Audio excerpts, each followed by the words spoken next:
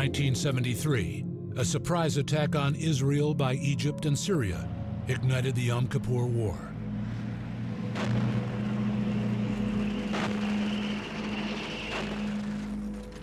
Israel's tank forces, which had previously seemed invincible, suffered devastating losses.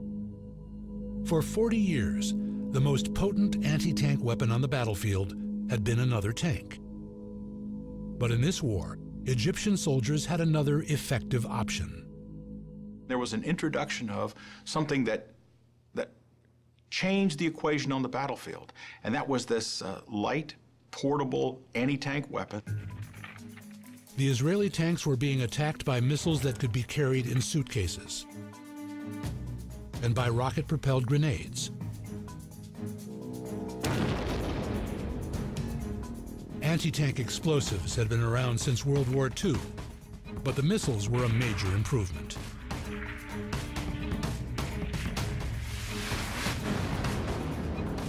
A portable guided delivery system with a deadly warhead.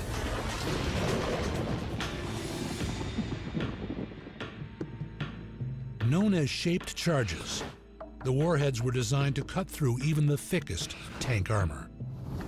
This is a shaped charge. The top part here is filled with explosive. This is designed so that when the explosion travels down here, this copper actually turns to liquid and is concentrated on a point down here. And that allows the liquid metal to actually puncture straight through the target.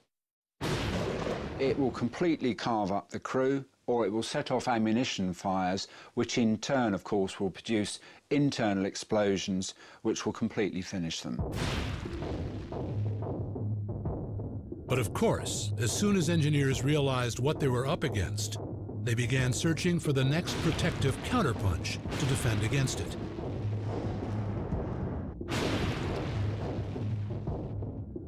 (1969). German armor scientist Manfred Held made a surprising discovery while conducting research in the Middle East. Held was testing shaped charge warheads on the wrecks of battle-damaged tanks. I was alone there. I was a project leader. I made my own pictures from every test. Held detonated his shaped charges on the tank's turrets, fully expecting them to perforate the armor and destroy the tanks. But when he reviewed his footage, he noticed much bigger explosions than he had anticipated. Upon investigation, he discovered that the shaped charges had set off live ammunition still sitting in the turret. He realized that the secondary explosion had neutralized the effect of the shaped charges. So the stronger reaction have reduced the penetration capability. By accident, Held had discovered a new way to protect a tank: explosive reactive armor. Like many modern tanks, the Israeli Blazer features the new protection.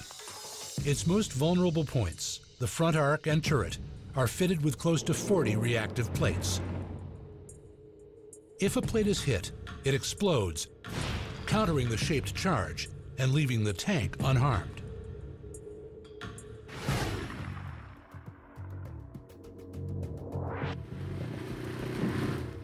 A demonstration reveals how it works. Two towers of steel stand in for the armor of a tank. Each will take the brunt of a shaped charge attack. A charge is placed on top of each tower. There will be two explosions, one with explosive reactive protection and one without. The one with gets a sheet of plastic explosive placed at an angle between the shaped charge and the top steel block. This simulates the position of the plate on a tank. When the shaped charge is fired, it will detonate the sheet of plastic explosive and hopefully disrupt the blast. Then we can compare the number of steel plates penetrated with the protection of explosive reactive armor and without. Firing in 3, 2, 1, firing!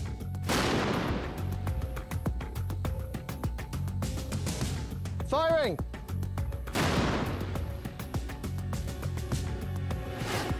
There was a huge release of energy in both those two explosions. This first stack, we didn't have anything between the shaped charge and the top plate. The shaped charge left a neat entry hole, and the blast penetrated almost 6 plates. That's 6 inches of steel. It's actually gone almost all the way through it. If we compare that to the stack that was protected by our simulated explosive reactive armour, the entry on the top plate is a lot messier. A lot of this seems to have been disrupted. But the shaped charge has only gone through 3.5 plates. The explosive reactive armor has reduced the impact by almost half. So had this been an attack on a tank, I think the protection offered by the explosive reactive armour could well have saved the crew's lives. Once again, armor had caught up with the innovative weapons, intent on destroying it. Israel was the first to adopt the explosive reactive armor. It is just one of many safety features designed into Israel's main battle tank, the Merkava. After losing 2,500 men, most of them tank soldiers in the Yom Kippur War, the Israelis placed a high premium on tank crew protection. For such a small country with so few soldiers, the loss of highly skilled tank crews is a political, economic, and military tragedy. Soldiers are extremely precious, so their safety is the #1 priority. Firepower and mobility come second and third. Unlike all other main battle tanks, the Merkava's engine is in front, which puts an extra barrier between the crew and incoming fire.